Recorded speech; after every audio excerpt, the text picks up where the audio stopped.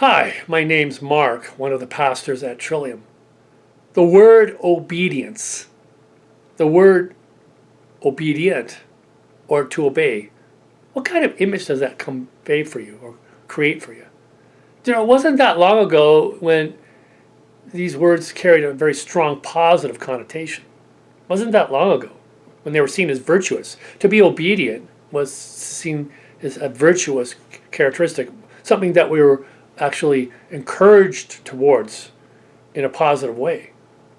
In fact, the whole structure of Western civilization was really about producing people who could be obedient to lawful orders, who were able to conform to law. Our whole structure of our whole civilization is built around this notion of conforming to people who are in authority and to the law that undergirds our culture.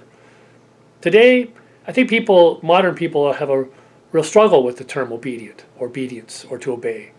It poses a dilemma for us. I mean, just look at the Freedom Convoy. I mean, at its core, it's a repudiation of authority.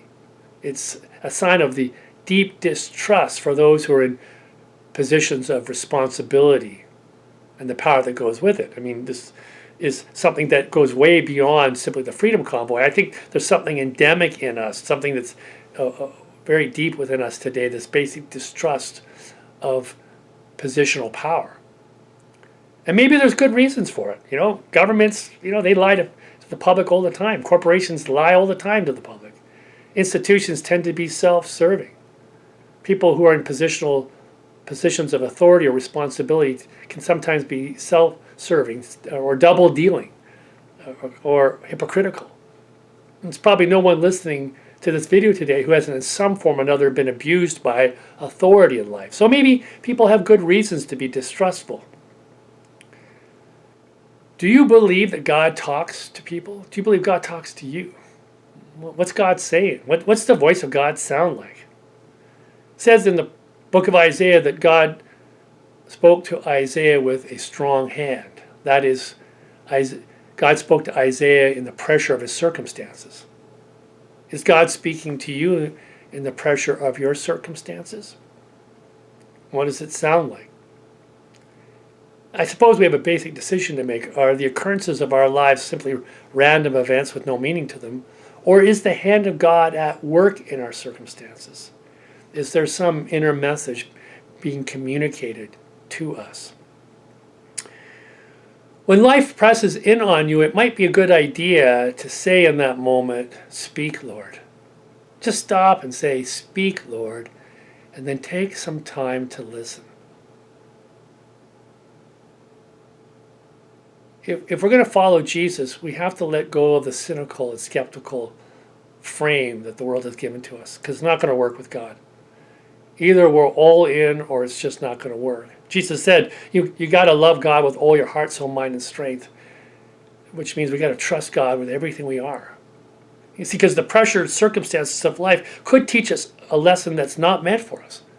God will often use the pressure of our circumstances to direct us. See, God has planted a seed for eternal life, and the whole purpose of God is to nurture us in the direction of that seed, to bring us to a place where eternal life will grow and then ultimately bloom to its full significance.